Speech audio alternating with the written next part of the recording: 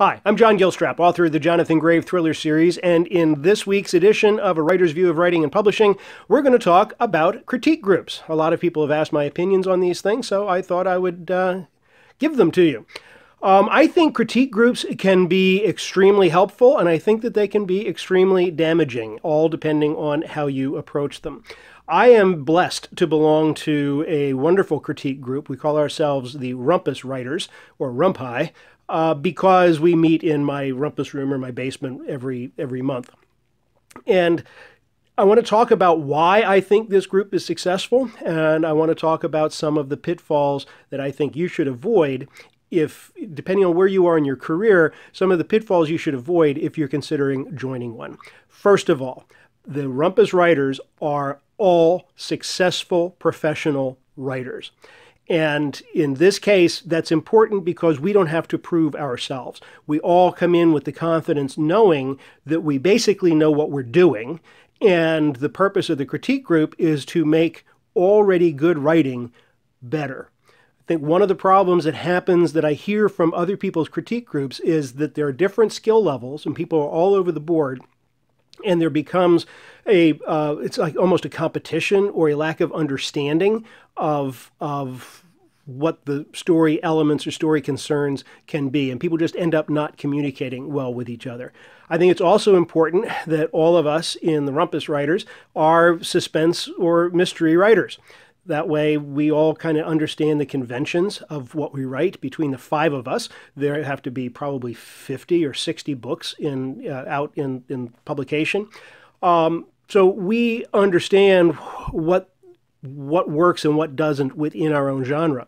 If there were a romance writer, for example, within the group, I don't read romance. I would have no idea what would work and what would not in a romance novel. So if you're considering joining or starting a critique group, I think you give some serious thought to making sure that all of the members are in fact in a similar, not identical, but a similar genre and a similar ability level. With the Rumpus Writers, one of our ground rules is, or are, that we are free to be honest.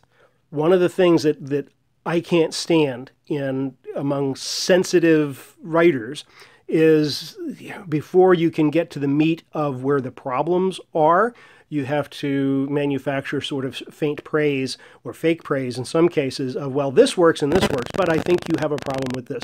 Now, we kind of, obviously, if we like the work, we say we like the work, but if we don't like the work or if it's really troubled, we let each other have it. And each of us has taken a shot in the nose at one time or another. And I have to say in my own case, and I think I can speak for the others in the group, it's never a surprise. You know, if you put something, when I put something out to a critique group, to the others for their input, it's generally something, excuse me, it's generally something that I know is troubled, and I kind of know what about it is troubled. It would be lovely if everybody said, oh no, that's not a problem. But in fact, when you float it out, it turns out to be. And I think the brutal honesty is a critical component, else why be there? You know, why go through this unless you want to really get an honest answer from the other people in the group? We limit our group to 5 people, and we do that on purpose because that's a manageable number.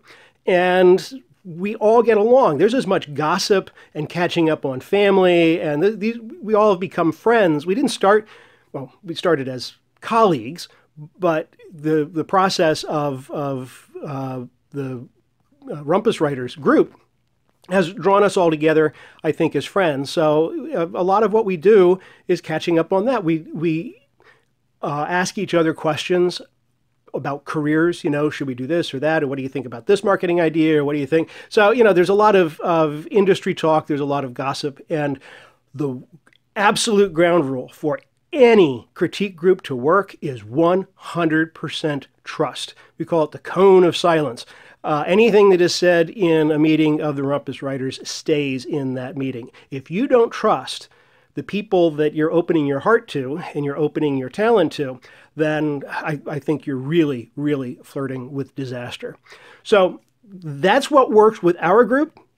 I think that one of the things, if I'm going to offer advice to you, if you're starting a group or if you're joining a group, you must meet regularly. I suggest monthly, but the idea is that you have to meet on a regular basis, because if it's kind of willy-nilly, it just never gets the traction going that makes it a worthwhile group. In fact, we're so paranoid about meeting monthly, and everybody's busy, everybody's got schedules. There have been times that we have met in say the last week in October and then the first week in November, just so we can say we've met in each of those months, and those are the only days that were available because of chock-a-block schedules.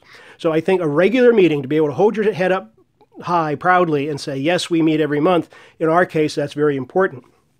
We end up reading aloud, and it's a cold reading. So whoever is on the X, whoever is making the presentation that night, however many of us there are, the others of the group have not yet seen it when we read it. So the author is put in a position of having to perform his work, which is what I call reading aloud, which itself is kind of a cool skill to develop, because ultimately, when you go out in the world and you do readings and that sort of thing, it's nice to have some background in having already done that. The biggest problem I find with folks that read their own work is they run through it too quickly instead of letting it take its natural pace. And by reading the manuscripts aloud, we are able to practice those performance skills. I think it's also important that everybody takes a turn on the X. Not everybody reads in our group every week, but you can't skate. I understand from other groups that I've heard about that there will be one or two people that just never read anything, but they're happy to dissect the work of others. I just think that's unfair. I think that everybody, if you're going to be honest, you have to receive honesty in return. It's only fair. Again, not every meeting, but over the course of time. I think for the biggest decision for people who are early in their writing careers, the biggest decision whether or not to join a critique group is to ask yourself, are you secure enough in your own writing skills to hear all of these voices from fellow amateurs who are coming in and telling you how you should fix your stuff? I think that's where the damaging part can come in. The problem with being an amateur, the problem with being pre-published or early, however you want to state it, the problem is you haven't received that affirmation of publication yet. So therefore, if you're not confident in your own skills, hearing these criticisms coming in can really screw you up. So if you're not personally strong and you don't personally believe in your abilities, I think a critique group can be more damaging than helpful. Also ask yourself, are you there just seeking acclamation and praise? Or perhaps you're just there expecting to be torn apart and don't think that you will ever hear praise. If you're going to a critique group with an anticipation of either a strictly positive outcome or a strictly negative outcome, you're wasting everybody's time. The idea of any kind of a critique group is to get like minds together, people you trust, people who are knowledgeable, and get their input on your creative process. So that's my view on critique groups, folks. Please visit my website for more tips on writing, johngilstrap.com. Also, there'll be a little red button up here if you're watching on YouTube to subscribe to my channel. I'd really appreciate it if you'd do that. So till next time, please take care. Please keep reading. I'm John Gilstrap.